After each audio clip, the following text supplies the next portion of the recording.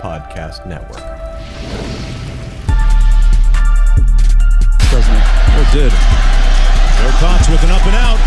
Wide open. Touchdown. Israel Troop.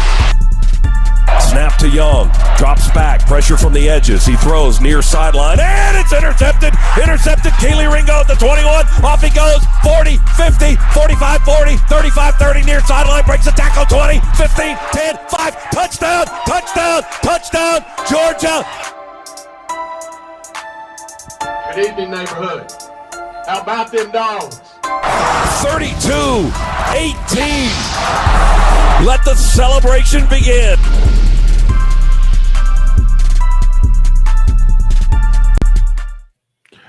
What is up, people? It's the Bleav in Georgia Dawgs podcast on the Bleav Network. Joining me is the man from the clip, from the first clip in the intro. It's Israel Troop, man. How was your holidays? Man, it's been great. Just trying to get some rest before we kick off the semester of school. Busy with football, but we've got some good bowl games going on now, so I can't complain whatsoever. Since we last spoke, man, he's a state champion as well. That's right. County Gators managed to pull it off against the Warner Robins Demons. It was a great game, great atmosphere. I'm pretty had the most fans in all. They're in our championship game. We're excited. Parade's next day, so it's been good. Been good to bring the championship back to Worth County. Man, it's always good to bring a championship anywhere you're at. So speaking of bringing championships, BetOnline remains your number one source for all your sports betting needs. This season, everything from NFL and bowl season to esports. You always find the latest odds, team matchup info, player news, and game trends at BetOnline. BetOnline features live betting, free contests, and live scores for almost any sport or game imaginable. We're the fastest and easiest way to bet on all your favorite sports, leagues, and events.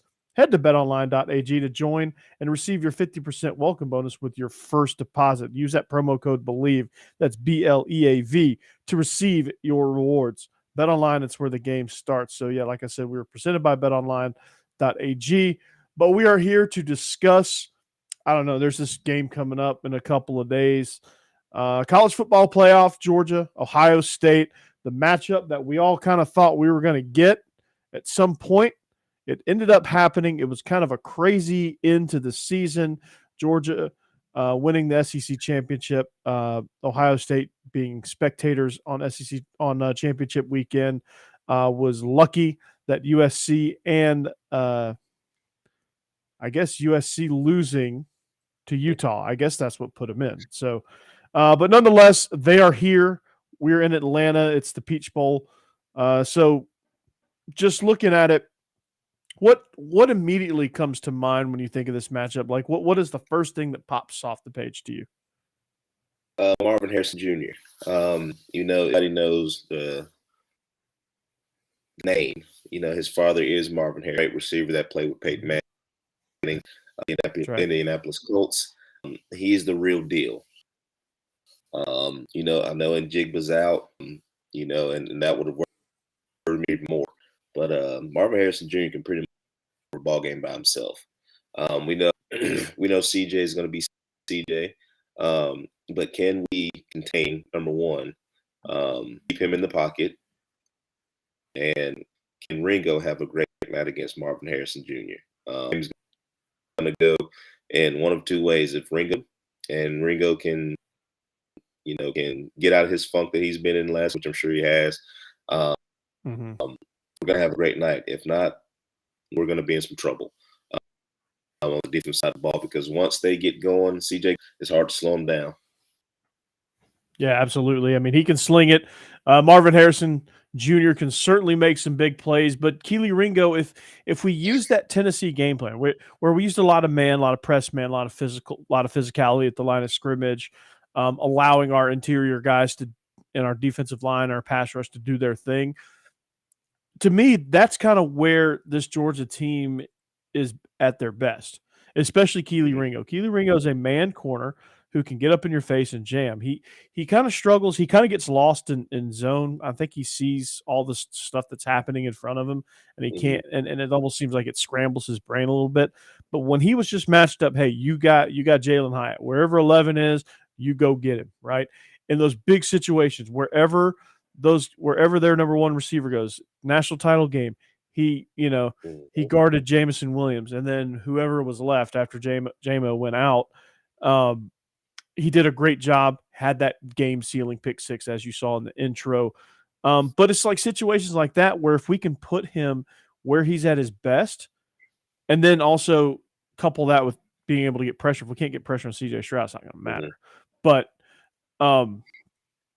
if we can put him where he's at his best, which is I think is press man coverage, he loves being physical at the line of scrimmage, I think he will have success.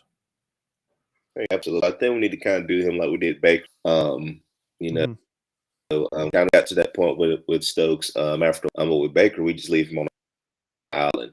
He was fine. Just leave him over there by himself.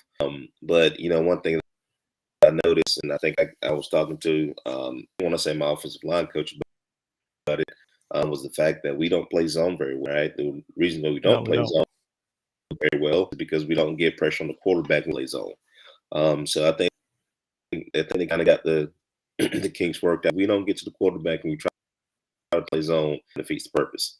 We did a lot of zone blitzes against LSU. They kind of hit us on some big stuff. This is hitting us on stuff. There's no doubt that somebody else saw that. So that helps us if we have to play TCU, because what they do, they want you to play zone. They don't want you to play man. So right, we got to do better about getting to the back. We did a really good job first half. Jalen have a big game. We have got to get to the quarterback and we've got to hit him and hit him often.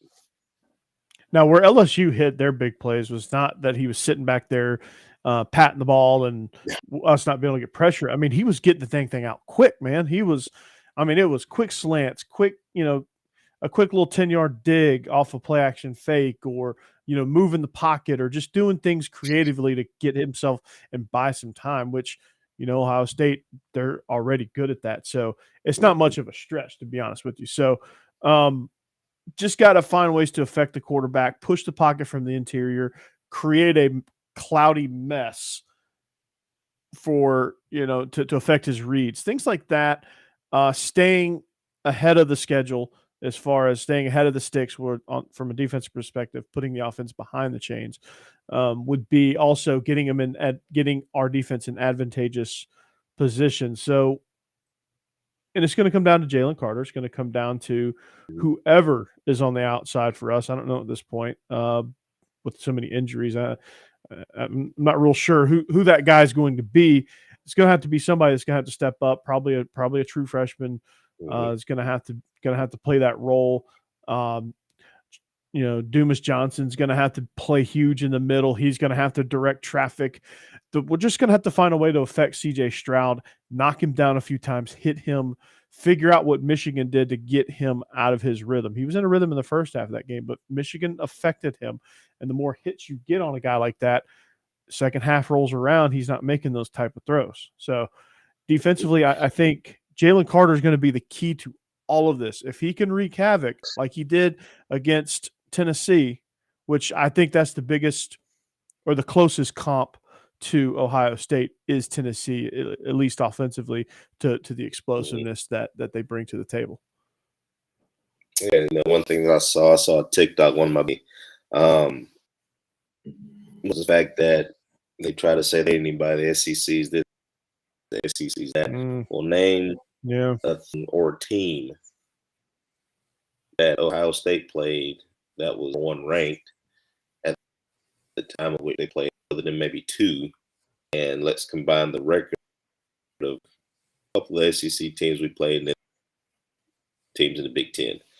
I don't like to compare. While you're talking, I'll pull up the schedule. I'll pull up Ohio State's schedule. I don't like to compare it because anybody can day. But the one team that they played that could pretty much match them, they got monkey stomped by. So if Georgia comes out and plays our game doing all year, we seem to match the physically. We seem to match the energy of the other team. When we came out and played Tennessee, played lights out. We came out against Missouri, and you saw what happened. So if you take just those 2 games, we thought Cake walked through it. We against Missouri, we came out with fire against Tennessee, and you saw what happened. So our opponent has seemed this year to trend, of how we. I'm pretty sure, Jordan has a chance to be the 4th history to win back-to-back national championships, and I don't think they're going to take that very lightly. Let's make it happen. But yeah, I mean, I think that just shows you the youth of this team. You see young. I don't want to say immature because we're not necessarily immature, but like young-minded teams go through these ebbs and flows where they don't look so great sometimes, but other times, you get the number 1 team in the country and you dominate them, and the game is essentially over at halftime. So let's look at, if we want to compare schedules, which I hate doing, because I think the Big Ten is just as good as the SEC. I think I respect Ohio State, and I respect the conference that they play in, but let's not pretend like they played like the number 1 schedule in the country and we played like the number 120th schedule in the country. Let's not act like there's some great disparity. Let's not forget, the teams that we now don't. I mean, Vandy. Look at Vandy, how much better Vandy's gotten over the last couple of games. Took down Clemson and Tennessee. So yeah, and just beat down Tennessee. Not just beat them, beat them down. So Ohio State opened the season with Notre Dame. It was tight all the way. Ohio State scored a late touchdown to make that look a little bit further apart than it actually was. Then they played Butch Jones, brick by brick, Arkansas State. Then they played mighty Toledo. Then they played Wisconsin, who they fired their coach midseason because they were so bad. They put up a 52 burger on them. Then they followed that up with Rutgers, mighty Rutgers. Then they played Michigan State, who is not quite as good as they were a year ago under Mel Tucker. Some things may be happening there. I'm not sure. Iowa, one of the most putrid offenses I've ever seen. Then Penn State, who's a top 10 team currently, which, okay, they put up 44 on them. And so that was a good game. Northwestern, who was one of the dregs of the Big Ten. Then they follow that up with Indiana, who also is downright terrible. Maryland gave them a run for their money. They scored a couple late there, but Maryland's one of those teams where, like, that's kind of their Missouri game where it was tight for a long time. Like, Maryland had them on the ropes several times. Maryland was just not ready to put them away, But Maryland's a good team. They're competitive. They're whatever. You can say what you want to about Maryland, but they're a good team. And then Michigan beat the tar out of them. So, like, you're comparing schedules here. We ran through a conference that is lauded as the best in the entire country. Sure, we had some tough games. It's not easy to win on the road. Ohio State almost lost on the road at Maryland. They struggled at Northwestern, which I was about to say they should have lost to Northwestern. Yeah, they're terrible. They struggled for a little bit at Michigan State before they finally got their what together. But I mean, they didn't most of their big games they played at home. Wisconsin, home game. Notre Dame, home. Iowa, home. Michigan, unfortunately for them, home. So if you're going to compare schedules, it's not really like comparable. Like I think each game lives and breathes in and of itself. I don't think you can take, you can't really take anything from the Rutgers game that you can't take from the Minnesota, from the Missouri game, or like the Kentucky game and the Maryland game. Like they were played at the same time of the year. I think the Tennessee game. When you compare, it's like it just doesn't make because like we're a totally different team. That one day, and you were off. Yeah, and it's football. It is. I mean, that's why football that's why college football is one of the greatest sports in the world. Like Missouri was a turnover away from beating us. Yeah, they were. I mean, that's just how crazy it is. But we're a totally different team now. And so, and Ohio State's probably a different team than they were in Columbus on Thanksgiving weekend, but remains to be seen. So we put that behind us. Schedule, it's whatever. Okay, great. You beat who you had on your schedule, and you did so handily in a lot of these games. So congrats on that. Defensively, I think this is where Ohio State's going to struggle the most. Because offensively, I think they can keep up to a certain degree, but once Georgia's proved that once they get that momentum, it's tough to stop. But to me, and I think there's a lot of dimensions to this offense, but Ohio State's got to find an answer for 19 because 19 can certainly take over a game. How do you stop Agent 0, Agent 19 is the question. That's the question, right? Because what happened against Michigan, all right, they gave you 2 tight end sets. You got misaligned a lot. And then we tempo during that whole time as well. They'll go from 22 personnel to 23 personnel to 12 personnel to 11 personnel, 10 personnel, and won't even change anybody that's on the field. So how do you defense align to that? You're a 4-down team traditionally, so you're either going to have to go too high, you're going to play man, and you're going to give us the ball. Yeah. So pick your poison of however you do that you want to do it. And on the road in Atlanta. So good luck. Yeah. There's some places I know, right? We got to turn the ball over. We play with tempo. I'm not managing the game. I just think he needs to play ball. This is not a time to try to make game manager. This is time to let loose. He's got 2 games left. Let it live a little bit. I think Tom Upton said it best. My job is points. And we're going to go out here and win the football game. So don't get cute. Stay within what you've been doing. And he's shown time games. He's a baller in big time games. So we just nip up. Don't turn the ball over. And I see a championship. Real simple. Yeah.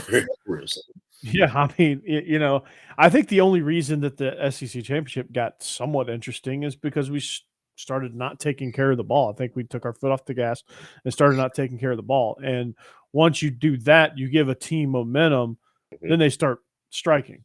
It was momentum's a funny thing because right before halftime, it was 35-7, and Georgia had all the momentum. Like LSU couldn't make a play, they couldn't sniff a yard.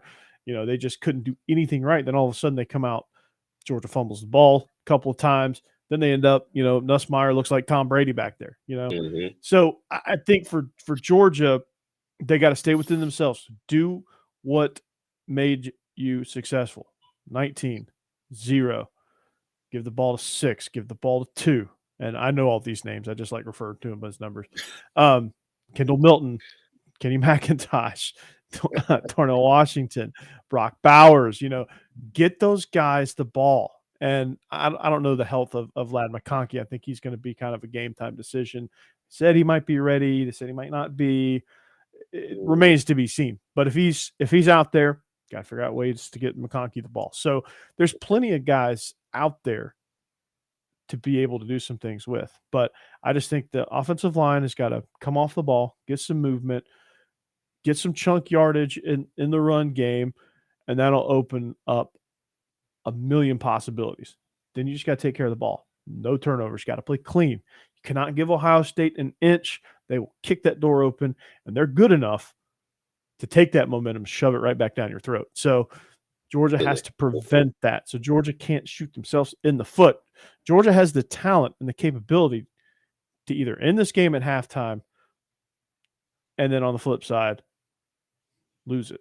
So this game can go a million different directions, and none of it would surprise me.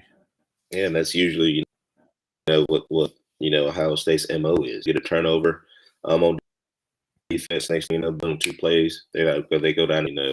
So they've been doing a good job of takeaways. I will say I've been doing a good job of takeaways. So we just got to be smart with football. No Ladd status. But I do know AD Mitchell came back in the SEC championship game, which is huge.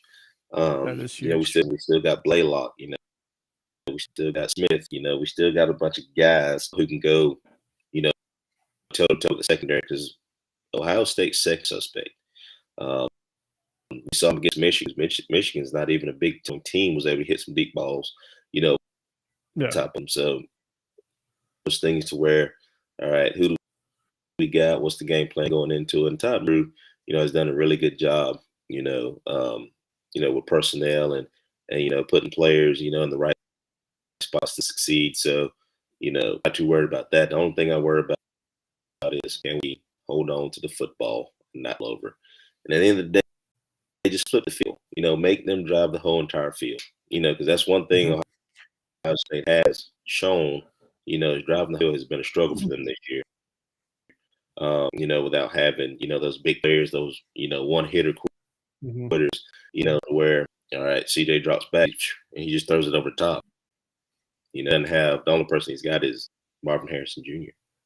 So, yeah, and he'll be matched up with Keeley. Yeah.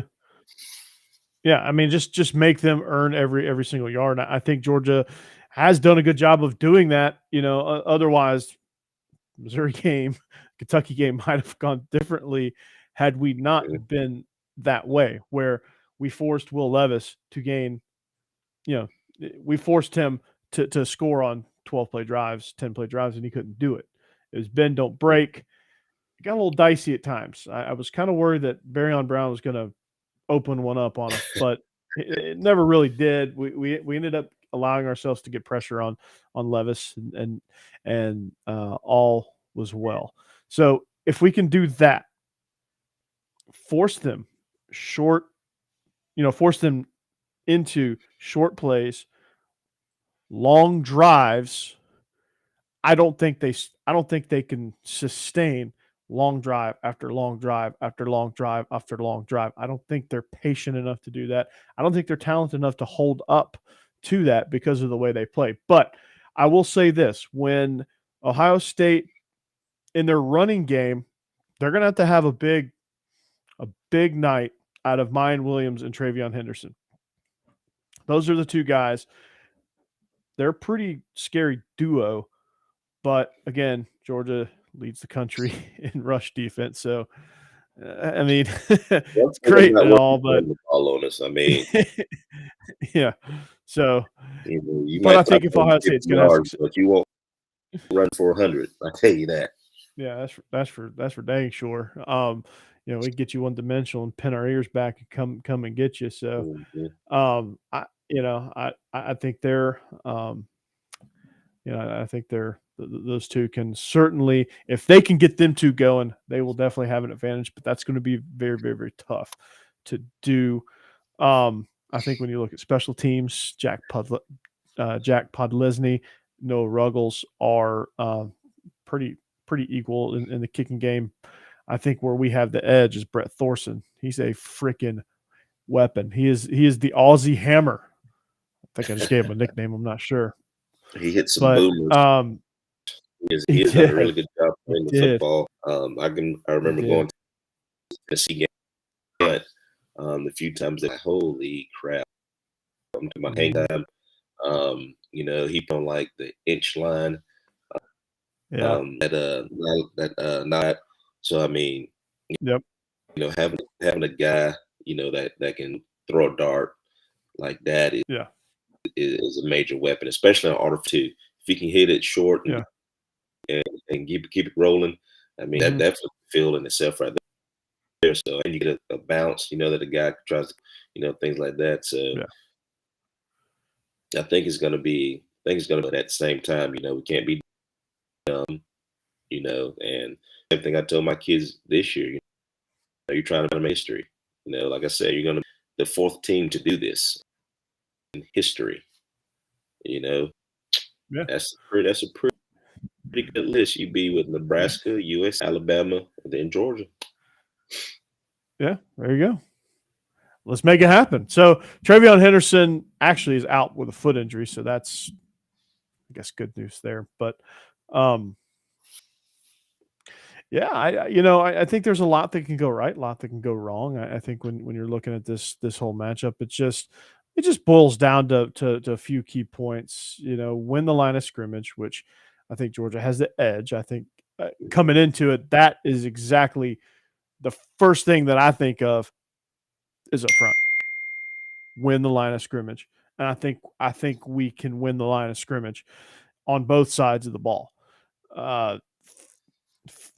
Ohio State has to find an answer for 19-0, which I'm not so sure they can do. Nobody has. And AD Mitchell's back, so you got to find an answer for him too. And you got to contain Stetson Bennett, who I might personally drive him to the barber to make sure he gets his fade. Make sure he lines that thing up, man.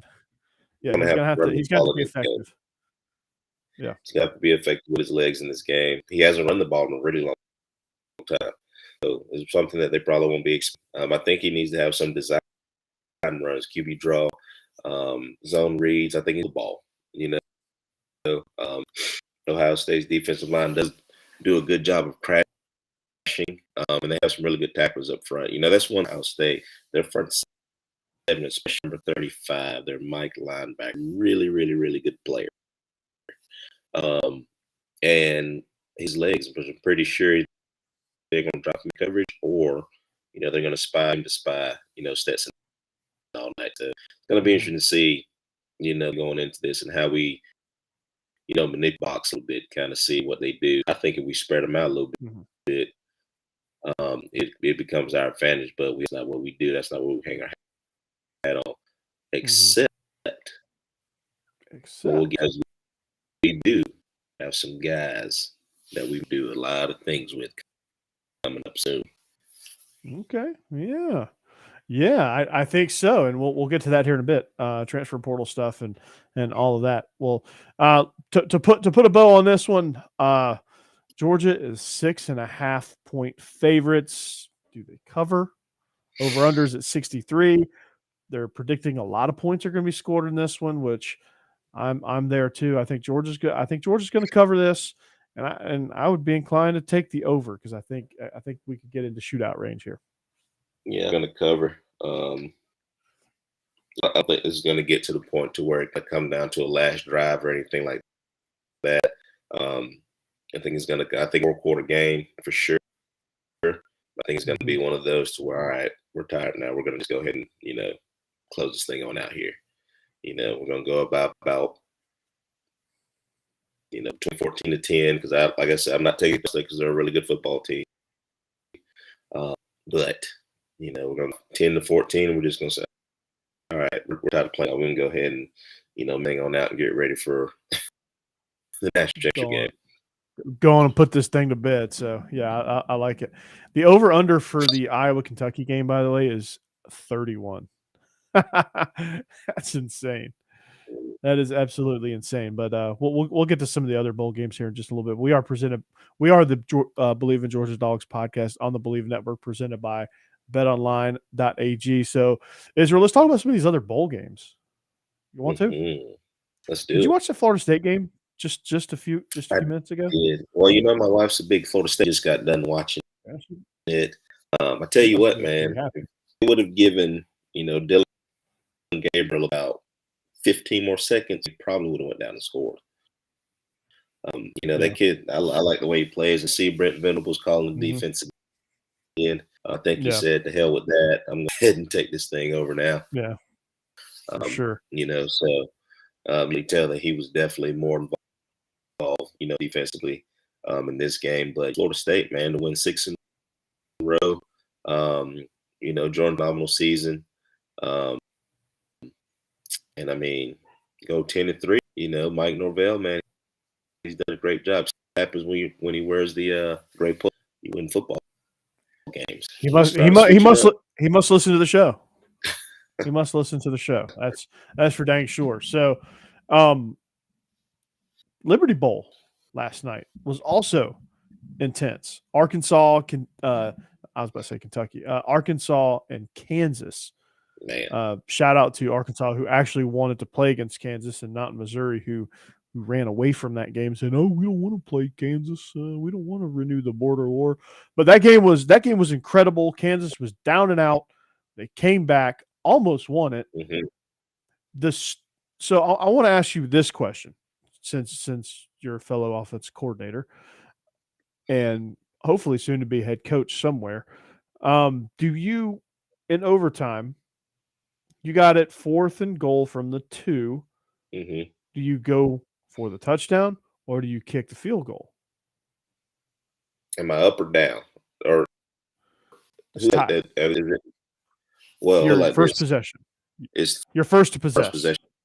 Yeah, you're first to possess. It's what Kansas did last night. Kansas had it 4th and 2, first possession, first overtime, instead of kicking the field goal. I'm going to go for it. I'm for it from the simple fact that I have a 4th down play situations like this that I'm going to run, to win the ball game. Now if I don't, if I've already shot my bullets or something like that, then of course I'm going to kick it and hope my defense can hold them. But if it's 4th and 2, I mean, my man from South Carolina said, you got to drop your nuts at some point. You got to go for it. You got to win. You're damn right. Yeah. I love that call. Even though they ended up losing, when they got to the 2-point shootout round. I absolutely love that, man. I absolutely love that. The fact that they went for it. They just ran snag. That's all they did. They ran snag on the goal line at 4th and 2. So play action snag. You can run lateral down there. I mean, you can play action boot, much stuff you can do.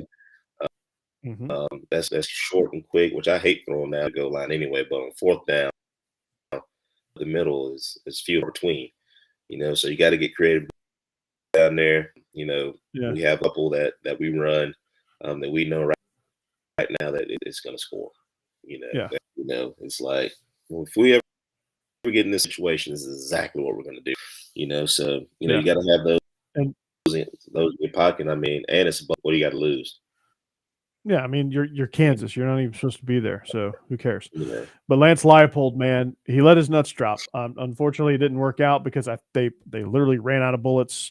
When they got to the 2-point shootout, they had just nothing left. I mean, they had no magic left, and Arkansas just made one more play. There was a targeting in that game that is being talked about, which wasn't targeting.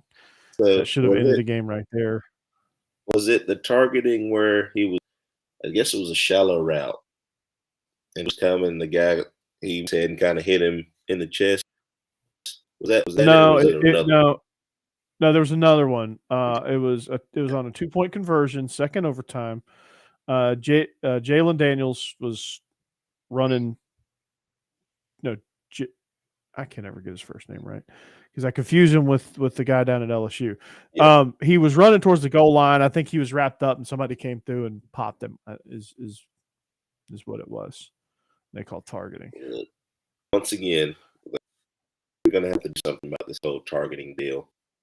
Because here's my thing. This is coming from an offensive guy. If my ducking down and preparing himself or trying to run through somebody, and then what's this player supposed to do? If it's bang, bang, he doesn't have time to get his body. Especially here's my deal: if he's making an attempt to move his head and body out of the way, I don't think it should be targeting. Or I also don't believe that the game before it. I don't think Derwin James should have been night. It's the quarterback's fault. No. Yeah, I mean, he hit him with a shoulder pad. Yeah. I mean, I guess you could argue it was defenseless receiver, but it wasn't targeting. It wasn't head-to-head. He hit him in the shoulder. It's the quarterback's fault. That ball. Yeah, it is. And Derwin James actually probably – yeah, he probably wouldn't have been able to finish the game anyway because I think he had a concussion. But, yeah, I didn't like that. I was like, that's not targeting. And screw you, quarterback. I'm keying your car after this game. When I figure out which one of y'all is the real quarterback back and forth, it's going to be me and you. Okay, just so you know. Yeah. But it's going to be my fist, your nose. We're gonna have to do Yeah. that, and the whole Russell, you know, it is starting Oh, to get that's out of got hand. to change. Yeah, don't get me started on the don't get me started on roughing the passer. Now that's probably you see some of the weakest things ever. Yeah, you Ever. hear quarterbacks who are analysts now saying when former quarterbacks who were still getting knocked the hell out saying that's not roughing the passer, then I bet you if you press Tom Brady, he'd be like, "Yeah, I like 3/4 of those calls that I got were not roughing the passer." I guarantee you, when he retires, he's going to come out and say, "Yeah, I acted to get those calls." I scared the referee enough, to make him Yeah, call. they know these quarterbacks know what they're doing. They know what they're doing. So, Ole Miss last night. My buddy Steve, I know he's seething mad. That was kind of embarrassing the way they lost. Yeah. Not that they lost, because Texas Tech is a good team, but the manner in which they lost. They started committing dumb penalties. They got careless and reckless with the ball. They didn't look like they wanted to be there, to be honest with you. No, it looked like they didn't want to be there. And Texas Tech was like, all right, you want to be here, so we're going to beat you. And they turned the ball over 13 times, which I'm not even mad about fourth down because, we go for fourth down all the time. Some of the calls, I think there's only one call. I was like, what are we doing? But other than that, those were good. Just execute. Mm-hmm. It's one of those things to where if you take business, you're kind of in the bowl to be at. So Mm-hmm. that's one thing now. We always enjoy the bowl game no matter what, except Shreveport at that time because Shreveport had nothing there during the bowl. But I don't think they do I don't think they do now. Yeah, that bowl. Watching y'all play that bowl, I was like, yeah, they don't want to be there. Yeah, y'all played first A&M, bowl right? game. Yeah, bowl game that we all went to. We left the same day. Wasn't Todd Hartley the defensive coordinator that day? Wasn't that the game he was defensive coordinator because Martinez got fired? Wasn't that game? I'm pretty sure. I know there was one. I can't remember which bowl game it was, but I think it was that one where he was defensive coordinator because Coach Martinez got fired. But I forgot all about it. Either way, that was kind of a rough, brutal game to watch. So, but we always enjoy the bowl game. So, it's cool now.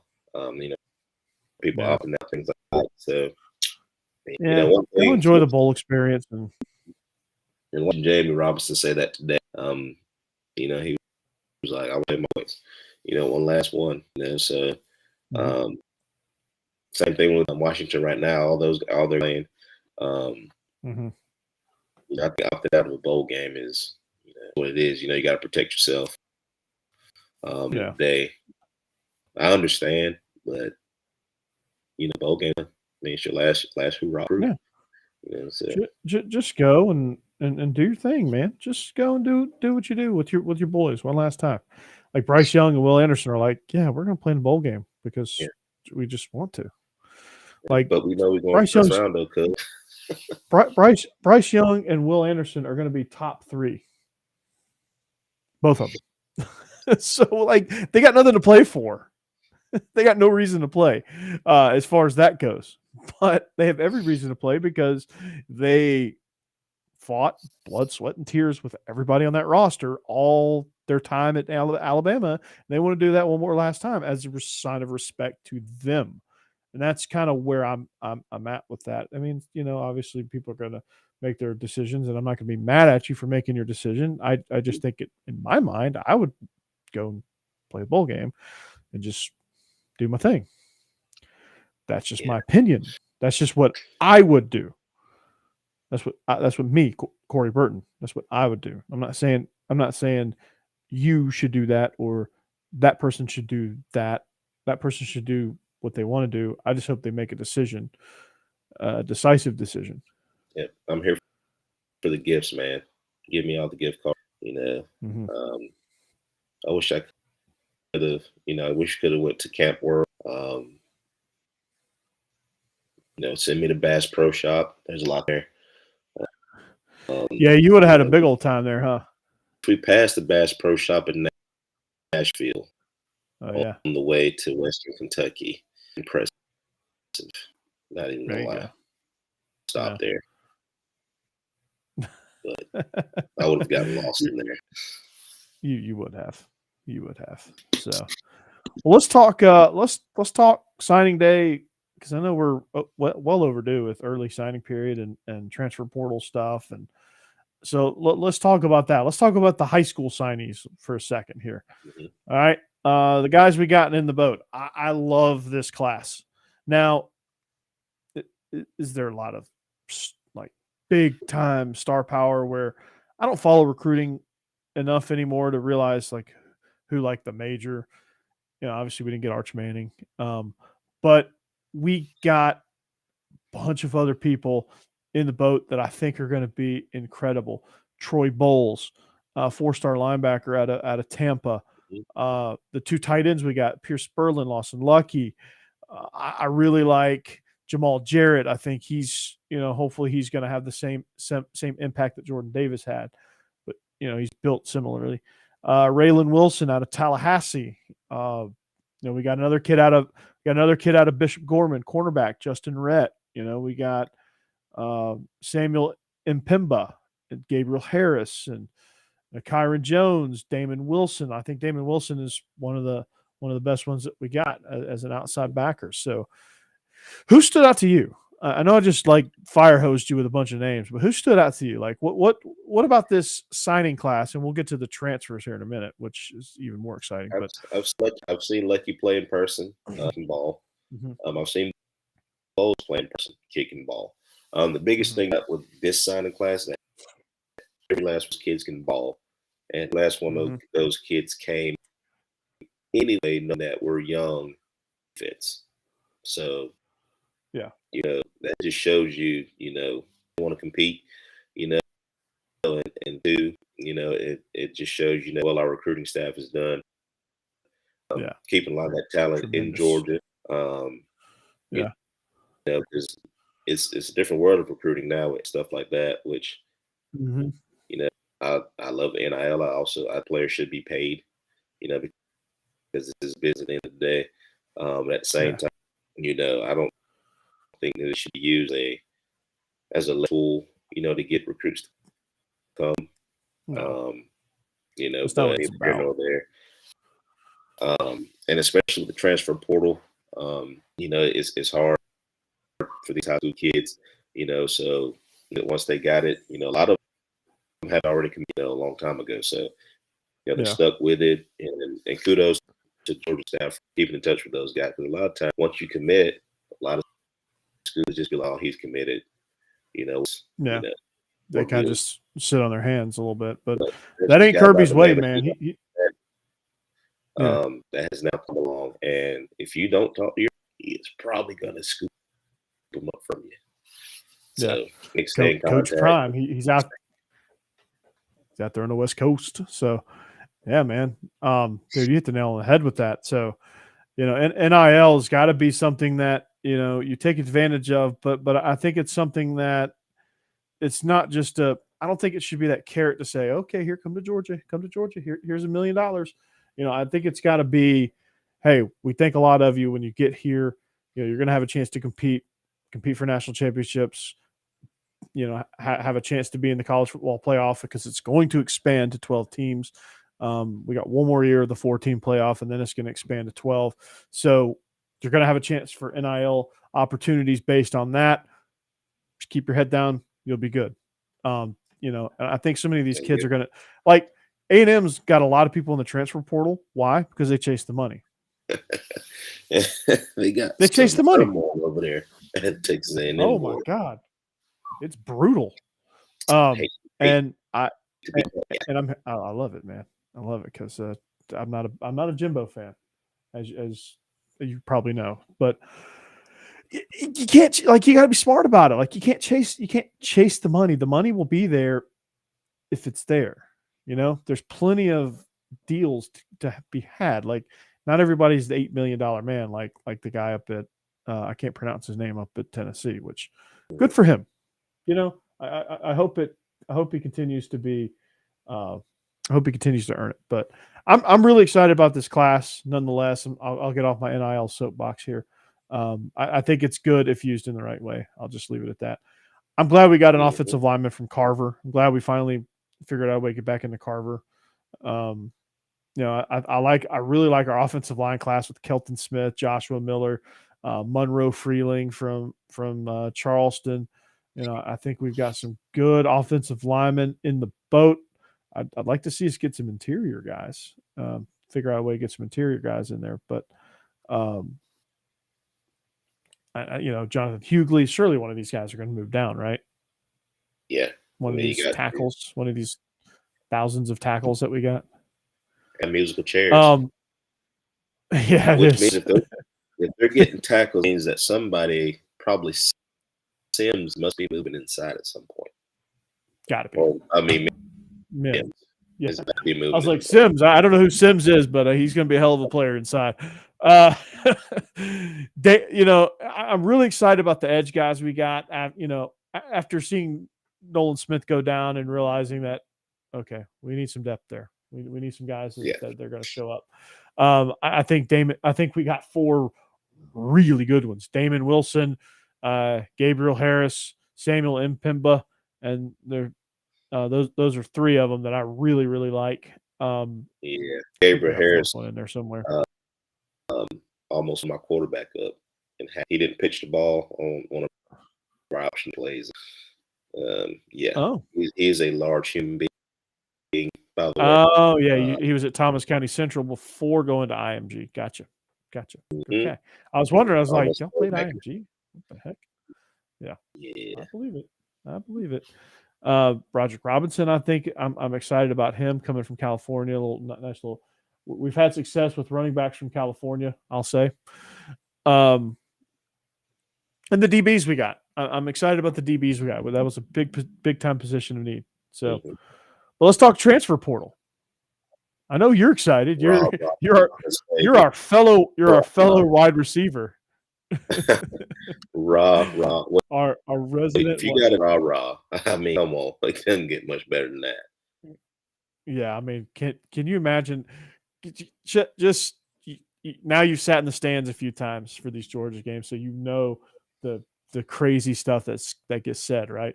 So, can you imagine every time? Good day, ball, rah rah. What we doing? Get the rah rah. Can you imagine that? That's gonna be awesome. It's gonna be great. You've got rednecks going. Yeah, man. We got Rah Rah Thomas. I don't know who the hell he is, but we got Rah Rah Thomas, man. It's gonna be awesome. Who? What? What's his name? Rah Rah. Rah. What the hell? Yeah. I'm and then the other kid we got from Missouri. Yeah. He's gonna be good too. Their leading receiver we got from Missouri. Exactly. I'm excited, man. I'm excited for both of those. How explosive are we going to be now?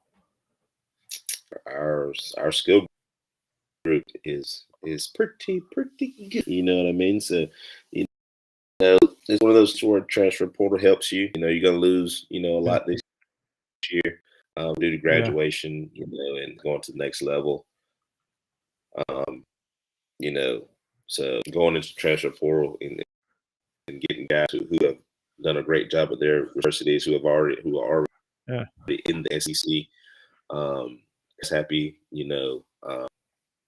organizations already, and apparently have good character, because that's one thing that Georgia has done a really good, guys with great character. Getting from the portal. I'm excited. And it's Dominic Lovett. That's from Missouri. I knew his name. It was on the tip of my tongue. I'll admit it. I almost said Dominic Blaylock, but no, we already got one of them. I was like, hey, we already got that guy. He's pretty good when he's healthy. But rah and love it, man. I'm so excited about that. So yeah. They're just throw the ball too. electric, man. They're electric. So Carson Beck, you better get that arm loose, bud. Or Gunnar Stockton, who's doing a fine job, I've heard, playing the role of C.J. Stroud in practice this week. So, or this whole bowl season, I should say. So that'll be good. Absolutely. Where does Eric Gilbert wind up? Because I know he left. I don't know where he ends up. Oh, he got academic player of the last week, I think it was. I think going in the finals, so he's done a phenomenal. Wherever he lands at, he has. This is one thing, how people are going to talk trash about the young man, but you don't know the young man, So, I hope he goes as Marshawn Lynch would say, was right. Get your mentals together. And wherever he ends up, I wish him all the best. He had a distraction. He's been a great teammate. That's what I've heard. So, it's just when you got Shaquille O'Neal, and Larry Bird at tight end, it's kind of hard, to get on the field at that point.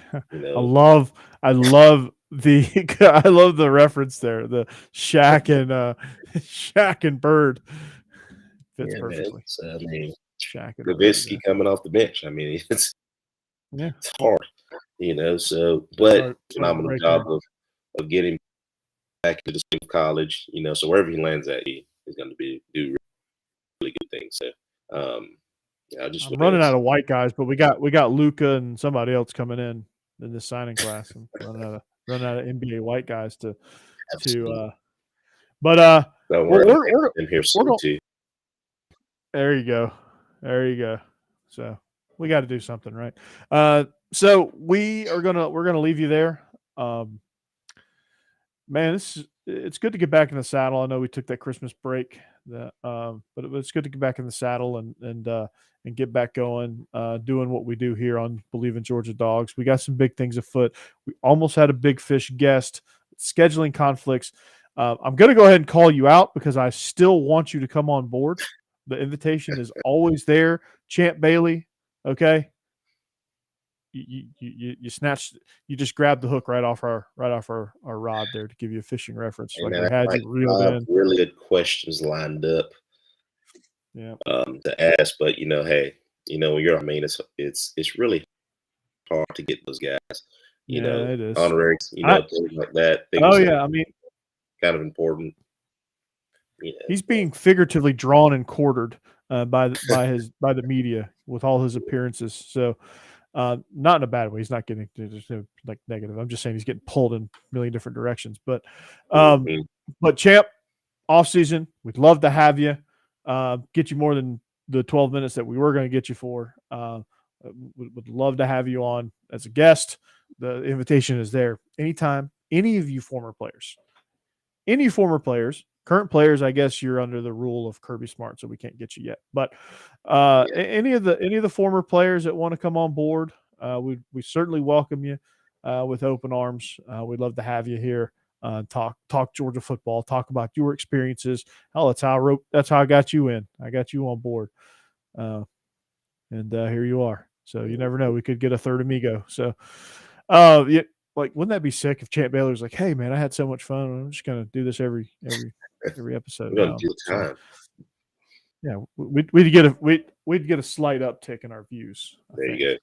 So that'd be good. So, but we're gonna leave it right there. We hope you enjoy Peach Bowl on Saturday. If you get a chance, go look at the episode with Gary Stokan again to see just how this whole process is started and executed. It was a great interview. Gary Stokan, it was a phenomenal guest. So go check that out right at the conclusion of this, or pregame it before if you're, whatever you want to do. But we are the Bleav in Georgia Dawgs podcast presented by betonline.ag. For Israel, I'm Corey. We hope you have a great rest of your week. We hope you have a great New Year's, a safe New Year's, and we'll see you back here in 2023, hopefully to do a national championship preview. If not, it's on to that sport that has a round ball and you put it through a hoop. So we'll talk to you soon, man. Go Dogs.